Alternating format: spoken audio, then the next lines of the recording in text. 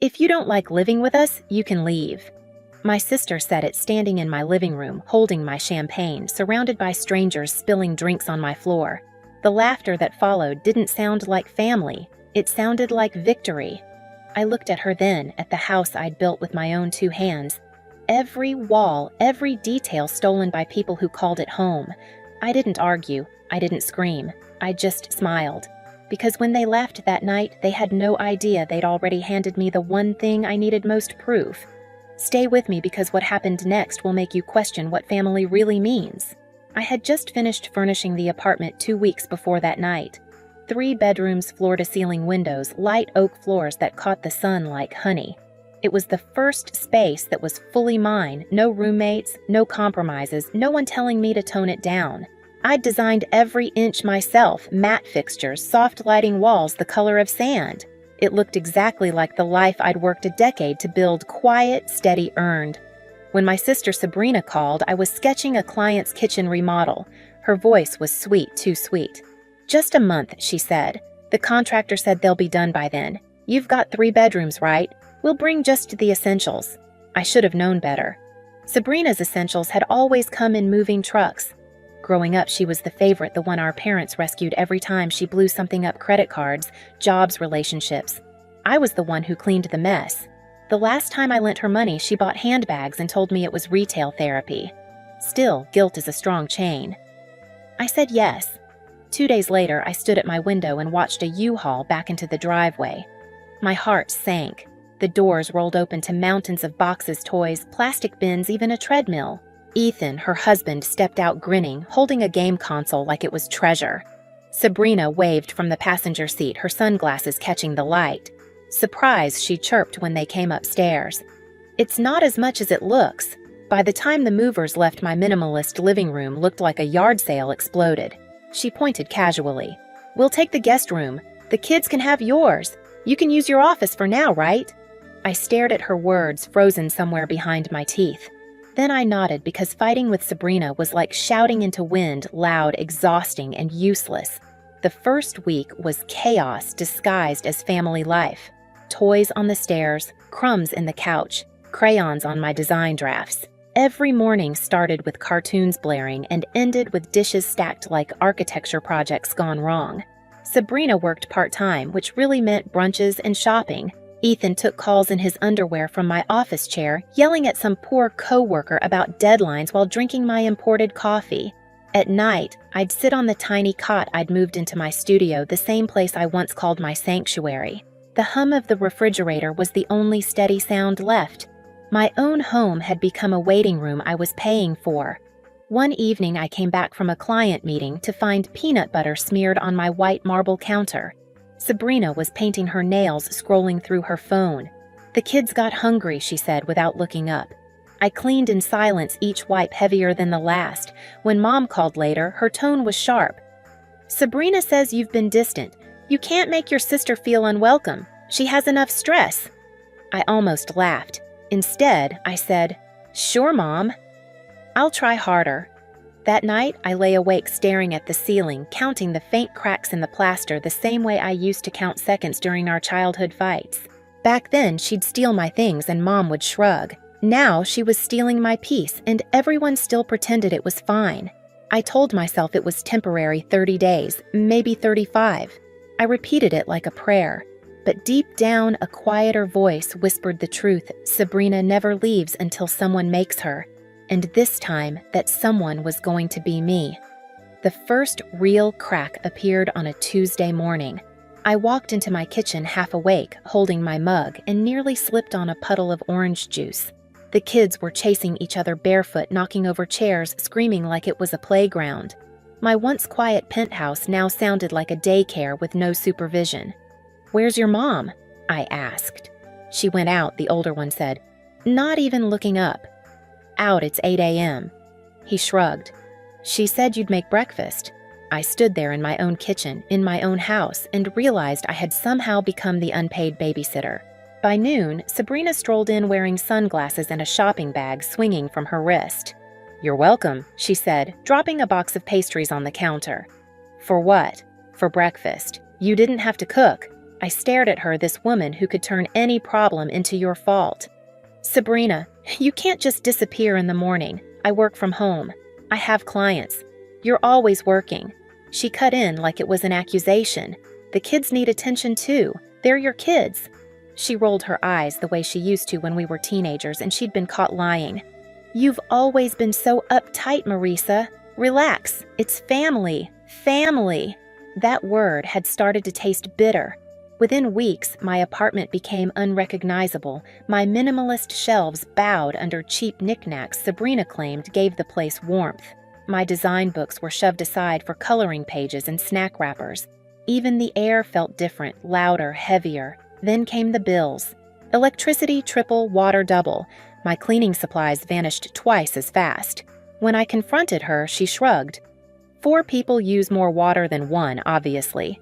You're lucky we don't charge you for company. Lucky? Ethan was no better. He turned my office into his gaming corner, complete with snacks and cords tangling across the floor. One afternoon, I found my laptop dead. He'd spilled soda on it and tried to fix it with a towel. Thousands of dollars of client data gone. When I confronted him, he mumbled, "Relax. It's just stuff." That night, I called Tyler, my business partner, and the only person I could vent to without judgment. I swear, I said, pacing the hall, they're turning my home into a landfill. Then stop letting them, he said simply. It's not that easy. They're family. Mom already thinks I'm selfish. Marisa, he sighed. You design spaces for people to breathe. You deserve to breathe in your own house. I knew he was right, but guilt still chained me. Things escalated fast. Sabrina started inviting friends over. Just coffee, she said, but every coffee ended with laughter, crumbs, wine stains, and toys everywhere. One Saturday, I came home from a client site and found 8 people sprawled on my couch watching cartoons and drinking beer. Marisa, she called. We're having a little get-together. A little. My fridge was empty. My backyard smelled like barbecue smoke. That night, after everyone left, I picked up trash until midnight. Beer bottles clinked against the bin like applause for my stupidity. When Mom showed up the next morning carrying a casserole and that look that meant lecture incoming, she said, "You're being too harsh. Your sister just wants her kids to feel normal." Normal? I laughed. They broke my vase, ruined my laptop, and ate through a week of groceries. Mom frowned. It's just things, Marisa. Don't be materialistic. Materialistic. I'd built my life from nothing, brick by brick, design by design, and they called it materialism. That night, I sat by the window watching the city lights. My reflection stared back, tired, angry, small. I realized I'd built this beautiful space not to show off, but to have control, to finally feel safe. And now every piece of that control was slipping away under someone else's feet. The next morning, Sabrina knocked on my door holding a bottle of wine. "Don't be mad," she said sweetly. "I'm planning Ethan's birthday here, just family." I stared at her for a long time, then said the only thing I could. "Do what you want, Sabrina. You always do." I didn't know it then, but that sentence was the last thread holding my silence together. The party would cut it clean in half. The night of the party, I came home to find strangers on my balcony. Loud music spilled from the speaker's base, shaking the floors. Someone had hung gold balloons that spelled out Ethan's birthday across my glass wall, crooked taped right over the clean lines I'd designed. The smell of beer and cheap perfume replaced the candle scents I loved. I froze in the doorway. My minimalist sanctuary looked like a frat house. Sabrina spotted me and waved, holding a champagne glass. "You made it," she shouted like I was a guest in my own home. "Grab a drink. You look so serious." "Serious?" I said, stepping inside. "Sabrina, what is this, a party?" she said, laughing. "Relax. You could use one." People brushed past me, leaving streaks of frosting on the counters. Ethan had music blasting from my Bluetooth system, dancing like he'd paid rent here. One of their friends plopped onto my cream couch with a plate of wings. Grease dripped onto the cushions. I turned off the music. The sudden silence hit like a slap. "Hey!" Ethan shouted. "What the hell? This isn't your house," I said quietly. I never agreed to this. Sabrina laughed high and sharp. "Oh, come on. It's one night. You've been such a buzzkill lately. Let us enjoy life for once." You've been enjoying my life for months, I snapped. My food, my space, my time. Her smile faltered. You're overreacting. It's just family. I looked around at the crowd, half of them strangers. Then where's the family? For a moment, nobody spoke. Then someone in the back muttered, Chill, it's just a party. Laughter rippled again. I wanted to scream. Instead, I picked up an empty glass from the counter, rinsed it, and set it back in the cabinet. The sound of glass clinking against glass was the only sound in the room. Sabrina stepped closer. You really can't stand to see anyone happy, can you? Happy, I said. You call this happy? She smirked. If you don't like living with us, you can leave. The words sliced through the air. Someone laughed. Someone else said, ouch. My vision tunneled. I didn't yell.